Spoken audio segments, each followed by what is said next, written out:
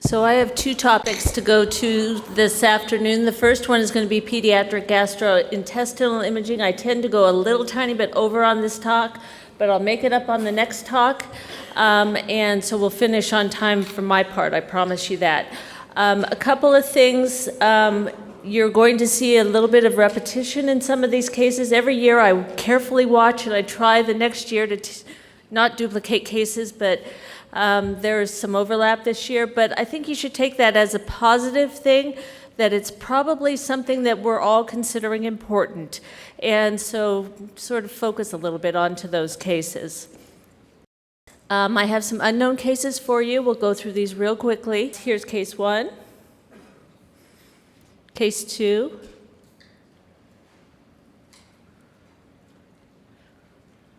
case 3, ultrasound in the right upper quadrant.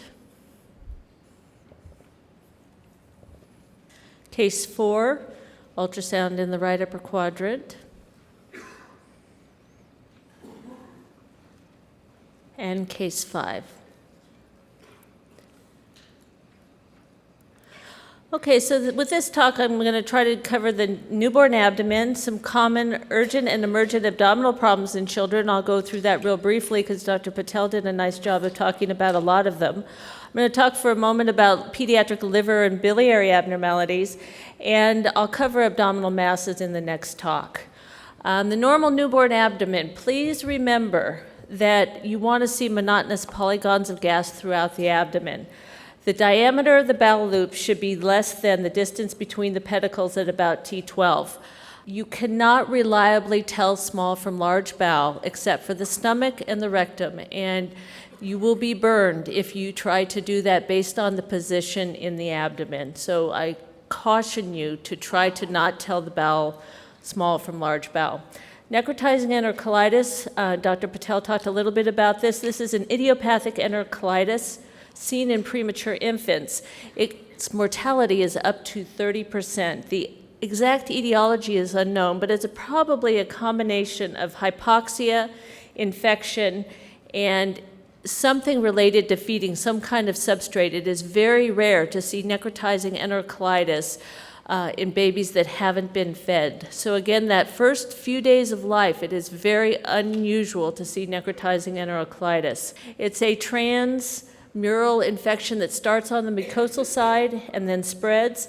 It's most common in the right lower quadrant, and it is usually patchy. The signs and symptoms can be anything from abdominal distension to intolerance of feeds to blood in the stool or bloody emesis, lethargy. They can go as far as having a black abdominal wall. And that's what case 5 was here, where you can see there's pneumatosis involving bowel loops, especially in the right lower quadrant. Now, pneumatosis is not the first thing you see with necrotizing enterocolitis. It's usually you see a focal ileus, a fixed dilated bowel loop.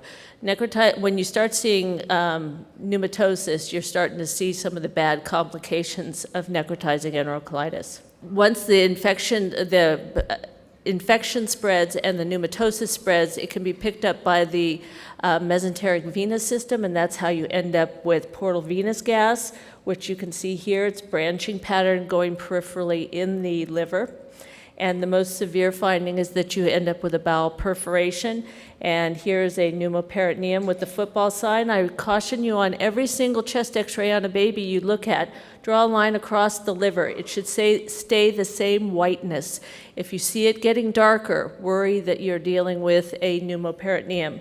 You can also see a little bit of a wriggler sign here, and you can also see air along the falciform ligament. Next, I'm going to talk about abdominal wall defects. The closure of the abdominal wall in the fetus involves 4 folds that come together at the umbilicus. There's a cephalic, a caudal, and 2 lateral folds. If there's a cephalic fold defect, that's the pathology of Cantrell, and those patients usually have congenital heart disease, they have a ventral hernia, they have sternal defect, they have part of their pericardium and part of their diaphragm missing.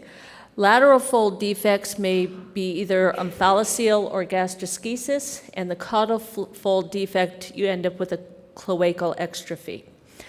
Case 2 that I showed you is an omphalocele. It's a midline defect covered by peritoneum, and here you can actually see the umbilical cord going right into the apex of this soft tissue mass in the abdomen. The size and the contents are variable.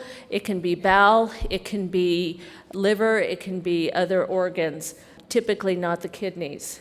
2/3 have associated abnormalities, either cardiovascular or chromosomal abnormalities, and they usually all are malrotated, although surprisingly for the diaphragmatic hernias and the omphalocele and the gastroschisis, even though they have malrotation, it's very, very unusual to see a midgut volvulus in those groups.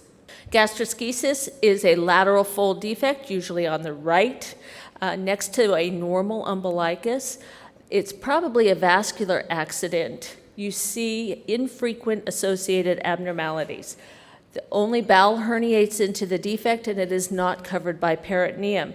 Because of that, the bowel is exposed to amniotic fluid, and you'll get a very strong fibrotic and serous response with an inflammatory peel, and there can be neuronal disruption of normal bowel peristalsis in the bowel that was out in the amniotic fluid.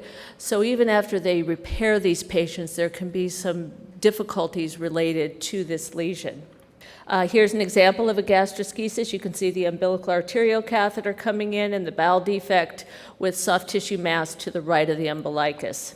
We're going to march our way down through some of the enteric obstructions in the newborn, starting up high and ending down low. The first one is the esophageal atresia, tracheoesophageal fistula, which is usually a combination. It's not that common to see a pure esophageal atresia. It's usually suspected early on because of maternal polyhydramnios, because the fetus cannot normally swallow the amniotic fluid. The patients will present after birth with drooling and coughing and choking, and they're unable to feed. You cannot pass an NG tube. Half of these patients will have associated anomalies. The most common esophageal atresia, tracheoesophageal fistula, is the proximal esophageal atresia, distal tracheoesophageal fistula. And here's an example of a patient that has a proximal esophageal atresia. You can see the distended, air-filled proximal esophageal pouch. Air is great contrast. We use it where we can. And here you can see another patient that has the proximal atresia with the esophageal catheter only to this level. But you can see that there is a distal tracheoesophageal fistula because you see air in the distal esophagus and in dilated bowel. This patient also has associated vertebral segmentation anomalies with a hemivertebra, and you can see that there's multiple dilated bowel loops because this patient had an imperforate anus. The heart is not visualized here, but this patient did have a VSD. There can be associated renal anomalies and limb, usually radial ray abnormalities in patients with the VACTERL association. And just for kicks, this patient also had bilateral dislocated hips. Here's a patient with esophageal atresia without a tracheoesophageal fistula. You suspect there's no distal tracheoesophageal fistula when you do not see any bowel gas. And this is more associated with Down's patients. The H or N-type fistula is an unusual fistula that you will see, and it is basically a patent communication between the esophagus and the trachea. And when you're looking for this, you have to be very aware that it can be present because you need to look on your upper GI during the first swallow. The contrast that goes into the esophagus squirts back up into the trachea. So if you're not watching, you may think that the patient aspirated rather than this being a fistula. These patients will often present with recurrent pneumonias, and one other clue that I use is that if you look at the chest x-rays along these recurrent pneumonias, you'll see that they always have a lot of bowel gas. That as easily as the fluid goes from the esophagus to the trachea, the air goes from the trachea to the esophagus, and these patients have aerophagia. Intestinal obstruction is the most common abdominal emergency in the newborn period, and these patients present just as you would expect with abdominal distension and poor feeding and vomiting. And we try to classify them as either high, which is above the distal jejunum, or low, which is below the distal jejunum. The proximal lesions, I like to think logically and march my way through from one end to the other. So we're going to start at the stomach. You can have a gastric atresia or a web, pyloric stenosis, duodenal atresia, stenosis or web, duodenal duplication cysts, malrotation and midgut volvulus, and jejunal atresia or stenosis. The duodenum is a solid tube at 3 to 6 weeks of gestation. If it doesn't recanalize, then you get an atresia. If it partially recanalizes, you'll have a stenosis or a web. 80% occur just distal to the ampulla of Vater, and there are frequent associated bile duct or pancreatic abnormalities, such as an annular pancreas or a preduodenal portal vein. There are other associated abnormalities, other intestinal atresias, heart disease, the Vactoril Association, and about 30% of these patients will have Down syndrome. Here's an example. Again, air is great contrast. We have a classic double bubble sign with a esophageal catheter clear into the duodenal bulb. This patient did get contrast, and it sort of looks like the top of a frosty ice cream cone where that atresia is. But you can see there's chronic dilatation of the duodenum, and that's what gives you your duodenal bulb or your double bubble sign. The duodenal web is more common in the Downs population, and what it starts out as just a diaphragm with a hole in it, and when the babies are little and they're just drinking liquid, the liquid goes through that okay. But then as they start to eat some solid food, little particles will get caught behind that hole, and you'll start to stretch the diaphragm, and you'll finally end up with a big pouch or windsock deformity with a small hole. And then as the kids start eating things like Cheerios and peas and things like that, it gets blocked up and they have vomiting intermittently. And here you can see that windsock deformity with the normal caliber duodenum beyond that. If you remember one thing from the pediatric lectures, please remember bowel rotation and midgut malrotation and midgut volvulus, because this is a lesion that will kill a child. The bowel returns to the abdomen at 4 to 10 weeks of gestation, and it does that after it's herniated out into the yolk sac by making 3 counterclockwise 90-degree turns, and that gives you your normal duodenal sweep with the duodenal jejunal junction fixed posteriorly by the ligament of Treitz, and a long, small bowel mesentery extending to the right lower quadrant. And that's why your bowel doesn't twist, is you have this nice, long, fixated mesentery. When we do an upper GI, we watch on every single baby and every single child to make sure that we see a normal position of the duodenal sweep. On the lateral view, the duodenal bulb is still intraperitoneal, and then when we get to the end of the duodenal bulb, we are retroperitoneal. The duodenum should come down posteriorly, cross the spine posteriorly, and go back up posteriorly, all retroperitoneal. When we turn the patient supine, the duodenal jejunal junction will be to the left of the midline at the same level as the posterior part of the duodenal bulb or the initial retroperitoneal part of the duodenum. You got to see that. If there's malrotation, instead of having your nice long mesentery extending from the left upper quadrant to the right lower quadrant, you have a very short mesentery. What's contained in that mesentery is the superior mesenteric artery and superior mesenteric vein. So because the mesentery is short, the bowel can twist. When it twists, it cuts off its blood supply. And this is a patient, this is a slide of somebody that was having, probably they thought mesenteric ischemia. It's an adult patient, but this was a midgut volvulus, and it looks like a braid as that superior mesenteric artery and its branches are twisted because of the short mesentery. 75% who have malrotation who are going to get a midgut volvulus do it in the first 6 weeks of life, and the classic history is acute onset of bilious vomiting, and it can occur in the first day of life.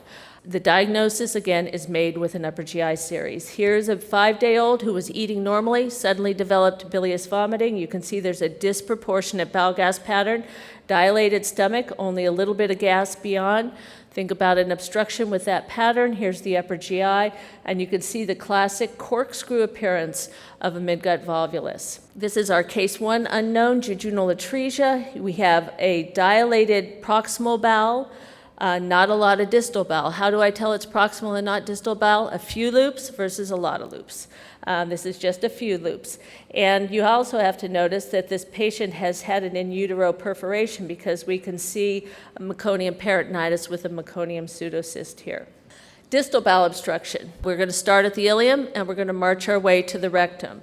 So ileal atresia or stenosis, meconium ileus, colonic atresia, functional immaturity of the bowel, which is the general classification that includes both small left colon and meconium plug, Hirschsprung's disease, and imperforate anus. The study of choice is a contrast enema, and the question you're trying to answer is there a microcolon? If there is a microcolon, it means no succus entericus got into it, and that implies a high-grade distal ileal obstruction. Here's a patient who has ileal atresia. You can see that there's dilated bowel loops on the right side of the abdomen, less but still dilated bowel loops on the left side of the abdomen, and there's lots of loops. So we're thinking about a distal obstruction. A lot of people would want to say, oh, that's the right colon, but you can see here by this enema we have a microcolon, we have a few loops of non-dilated small bowel, and when we get into the mid-ileum, we then have the dilated ileum behind it. So this is actually ileum, not colon. Meconium ileus is due to inspissation of abnormal thick meconium in the distal ileum and colon, and it's seen in patients with cystic fibrosis. Only a small percentage with cystic fibrosis, however, present with a meconium ileus at birth. Once you get the terminal ileum and right colon all gooed up with this thick meconium, it can twist, it can perforate, you can end up with meconium peritonitis. Now, the only thing meconium peritonitis, meconium ileus, and meconium plug have in common is the word meconium. Think about them differently. It's sort of like Chiari 1, Chiari 2, Chiari 3. It was just the same pathologist that described 3 very different lesions. Here's a patient that has meconium ileus, lots of dilated bowel loops, distal bowel obstruction. We do our enema, and we can see that when we come over into the right colon, we have multiple filling defects going back into the terminal ileum, meconium ileus. Here's another one where we see a microcolon, and as we come over onto the right, we can see filling defects nicely back into the terminal ileum. Now, in these patients, an enema can help. In about half of the patients, if you can just get some contrast, water-soluble contrast around the meconium, you can sort of lubricate it up and crack it up so it'll pass. And that can be very helpful. And you may have to do several of these enemas to get this to happen. But the only alternative they have is going to surgery, where the surgeon will either try to milk the meconium forward into the colon or may end up having to resect bowel. The perforation rate is about 3%. Colonic atresia is rare. It's evenly distributed throughout the colon. It's a vascular injury, so it's more commonly seen in my experience, in the watershed zones. And it may coexist with other atresias. So if you see one colonic atresia, look real hard for the rest of the bowel for other atresias. Here you can see multiple dilated loops, distal bowel obstruction, and on our enema we have a atresia at the level of the splenic flexure. Functional immaturity of the colon is abnormal colonic motility. It involves infants of diabetic mothers and mothers who received MEG sulfate. Most commonly, there is no association with cystic fibrosis and meconium plug. Here is a patient who has multiple dilated bowel loops, distal bowel obstruction. When we do our enema, we can see that there's a small colon with transition at the splenic flexure to a relatively large caliber colon. This is the typical appearance of functional immaturity of the colon. Now, the one caveat I will put with this is that you must make sure that if you think you have either a meconium plug or a small left colon, that as soon as you do the enema, the kid will start stooling normally. If that doesn't happen, Hirschsprung's disease can mimic a lot of things, and both of these diagnoses can be mimicked by Hirschsprung's disease. Here's another patient who has a meconium plug. You can see that there's multiple dilated bowel loops. There was a failure to pass meconium. When we do our enema, we can see a normal caliber rectum with a plug of meconium within it. Hirschsprung's disease is arrest of the craniocaudate migration of the intramural ganglion cells of the distal bowel. And if you don't have those normal neuronal cells, your bowel cannot relax. So from the point where the arrest of migration is, distally, you will have failure of the bowel to relax. It's a little more common in boys. It's very uncommon in premature infants. It is associated with Down syndrome and also congenital neuroblastoma. Here's a baby, multiple dilated bowel loops, distal bowel obstruction. When we do our enema, we can see that we have a small and spastic-looking rectum. Normally, the rectum should be bigger than the sigmoid colon. This clearly isn't. And we can see dilated, more proximal colon. Here's another patient who has Hirschsprung's disease, and it looks very much like that small left colon the case that I showed you, so be careful. Hirschsprung's disease, as I go along, it becomes one of the diagnoses that I am very humble about because it's a tough one to make. And the more cases you see, the harder it gets. You can have Hirschsprung's disease involving the whole colon, in which case you have a shortened, featureless-looking colon. It can go back and involve more of the small bowel. The further back it goes, the less well the patient does overall. Usually an imperforated anus is not a diagnostic dilemma. We classify it into high, which is above the puborectalis sling, and low. And the important thing for the radiologist to realize is that there are associated anomalies, especially with the high lesions, in both the spinal cord and in the urinary tract. So you may be asked to evaluate these patients for that reason. Occasionally, the pediatric surgeon will want to know, based on plain films, if it's a high or low lesion, because their surgical approach is very different. And here you can see a baby that has dilated bowel all the way down to the rectum. They want prone, cross, table, lateral, butt-up pictures, and they're basically trying to get the air down distal in the rectum to see if it goes below the line between the coccyx and the pubis, or if it stays above that line. If it goes below that line, it's a low imperforate anus. If it stays above that line, the air is distal, as you can see, it is above that line. You don't know if it's because there's meconium stuck down there and it's a low imperforate anus, but you're just not getting any air down, or if it's high. So you're basically looking to try to confirm that it is a low. Otherwise, you can't tell. Sometimes you'll end up seeing rectourethral fistulas in boys, and the symptom will be that they're urinating fecal material. And here you can see on this VCUG that the child does have a clear fistula between the posterior urethra and the rectum. Girls will never have this. You'll see a rectovaginal fistula in girls.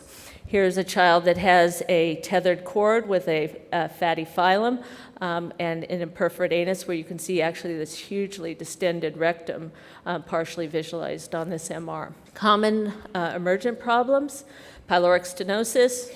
You've heard a little bit about it. It's rare in babies under 1 week or over 3 months of age, but it has been seen in stillborn and premature infants. More common in boys, more common in Caucasian patients. Non-bilious vomiting is the hallmark, very different than the malrotation that is bilious vomiting, and it's due to thickening of the circular muscle layer of the pylorus. Again, disproportionate bowel gas pattern, dilated stomach, paucity of distal gas. The normal pylorus on ultrasound, you can see fluid filled. Here's the echogenic mucosa and the thin normal muscular layer of the pylorus. Here's the triangular duodenal bulb, normal liver. Pyloric stenosis, they call it the cervix sign. It's an enlarged, thickened pylorus where you can see the muscle is more than 3 millimeters and more than 15 millimeters in width and length respectively. You'll also see shouldering of the muscle back into the antrum of the stomach. And let me tell you, it's much better to do this by ultrasound than to try to do the upper GI that takes about 6 years to do, because guess what? They have a gastric outlet obstruction. But if you take this pylorus and put it right on here, you can see what we're looking at. Here's the shouldering of the pyloric muscle back into the antrum that gives you your teat sign. You have the elongated, narrowed pylorus. Here's the duodenal bulb. Acute abdominal pain in children is a tough problem. And so when your clinical colleagues are asking you for help, realize that they are dealing with a challenging diagnosis. If you take what the final diagnosis is on a group of kids 2 to 16 years old who came in with acute abdominal pain, the most common thing is we don't know. After that, there's gastroenteritis, appendicitis, constipation, urinary tract problems, but look, we start having pharyngitis and otitis in our list as well. So they're looking for stuff all over the body. Appendicitis is a big deal in the pediatric population. It's common and it's challenging, and the kids didn't read the book, so about half of them present with atypical signs or symptoms. The white count is not elevated in about 10%. Appendicitis would optimally be diagnosed by ultrasound in kids because we're trying to keep radiation exposure down. Interestingly, the appendix really doesn't grow even though the person does. So we use the same measurements for appendicitis in children as we do in adults. That is a 6 millimeter non-compressible appendix. And if you can see one, here's an appendicolith, a fluid-filled non-compressible appendix, that's great. The problem is that none of our clinical colleagues want to do an ultrasound anymore, and at least at my institution, even if I go in and tell them that there's a appendicitis by ultrasound, they want a CT because they can see it by CT. And different places have different protocols for doing it. We use rectal contrast. I tried to get rid of it and use only IV contrast, and within 1 week, my surgical colleagues were screaming at me. And this is how we do it: 100 milliliters per year of age, up to 1,500 milliliters. And you get beautiful visualization of the colon, and you can sometimes see a nice contrast-filled appendix. And you've all seen the normal and abnormal appendix. Here's an appendicolith, stranding and inflammation, fluid-filled appendix in this patient with appendicitis. Intussusception, big problem in little kids, most common between about 3 months and 2 years of age for the idiopathic type of intussusception. Bowel gas pattern can be anything, and no plain film will make me not do an evaluation for an intussusception, except for a left lateral decubitus where I can see the entire cecum filled up with air. This patient had an intussusception. Here you can see on this prone contrast enema, we can see the filling defect in the right colon. It's a bad sign if you fill the appendix before you reduce the intussusception. Those usually don't reduce. Most of them are ileocolic intussusceptions, and it's due to hypertrophy of Peyer's patches, and then they get caught up by the normal bowel peristalsis and drug into the bowel. Now, if you take a cross-cut across here, you'll end up with the typical target ultrasound picture, and I'll show you that in a second. Colicky abdominal pain and vomiting are the classics, along with current jelly stool. But let me tell you, some of the sickest, grayest kids I've ever seen have had intussusception. They may or may not feel a palpable mass. Abdominal radiographs are important because your only contraindication for doing an enema to try to reduce an intussusception is if there is peritonitis or free air or pneumatosis. So you've got to have a plain film to make sure you don't have pneumatosis or free air. It doesn't matter how long the intussusception has been there. That's not a contraindication for an enema. And again, if we cut across, here's the typical target sign, which you have the mucosa, the fat, the sclerosis of the, you have mucosa muscularis, muscularis. You may have some fat from the mesentery pulled into the bowel, into the intussusception. It's most common in the right upper quadrant or along the course of the transverse colon. Ultrasound is very sensitive and specific for the diagnosis of appendicitis. From then we can go on to treatment, and you can either use an enema that's pneumatic or water-soluble contrast. It depends on your comfort level. There is a small risk of perforation. It's actually higher with air than with contrast, but it tends to be cleaner with air than with contrast.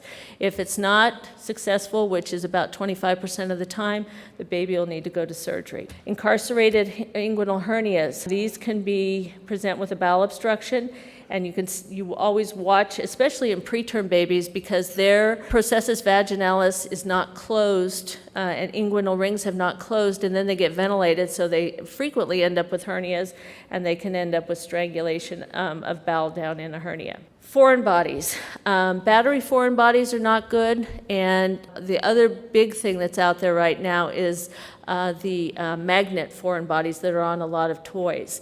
You saw earlier coins that were getting stuck in the esophagus, but The batteries can be very caustic, and the magnets, if there's more than one swallow, they'll stick together in adjacent bowel loops and erode right through the bowel.